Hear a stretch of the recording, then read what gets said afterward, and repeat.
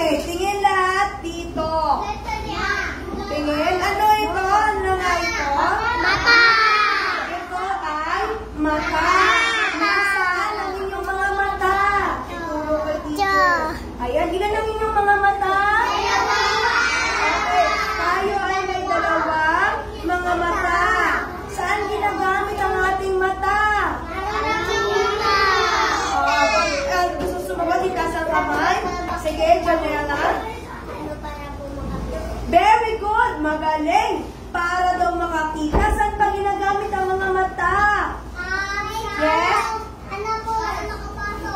Para makapasok. O ibig sabihin, para makita mo yung papasukan mo. O lalo na sa daan. O kasi pag walang mata, di ba, hindi mo makikita.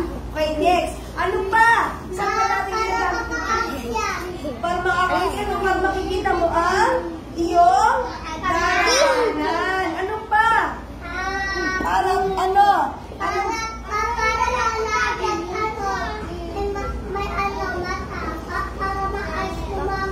Para maayos mo lumakad. O mayroon ka bang ibang sagot? Bakit tayo may mata?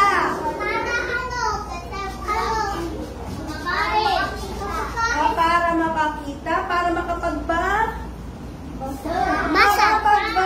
para makita mo ang ganda ng mundo. Makita mo si mama mo, ang ganda-ganda ng nanay ko, ang ganda-ganda ng teacher ko, ang ganda-ganda ng classmate ko, at ang gwapo ng mga kaklase ko. O diba, makikita mo ang kulay ng mundo kapag ikaw ay mayroong mata. Ito si mata, ito daw ang mata, at ito yung ma. Ang walang pantin ng mata ay ma. Tingnan nyo, may pagkakapareho ba? Tumingin kay teacher. Tingin kay teacher. Tingin dito kay teacher. Okay. Ito ay mata. Tingnan nyo yung mata, may parang pagkapareho. Mata, ma. Sabi nyo nga, mata, ma. Ulit, mata, ma. Okay, tingnan natin ito. Ano ito? Ma. Ulitin. Ito pa. Ito yung malaki. Anong basa dito? Ma. Okay, ito rin o.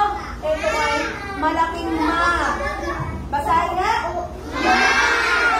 Ma. Okay. Pagka ma, pag ito,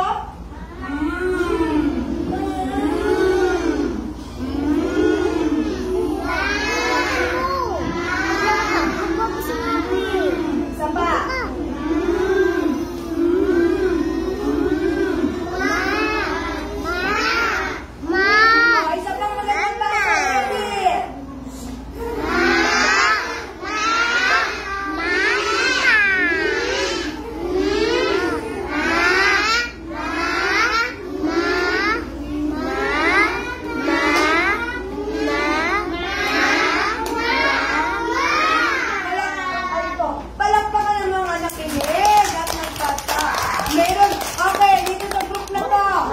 Sa group 1. Basahin nyo nga. Group 1, ganyan mo. Ma.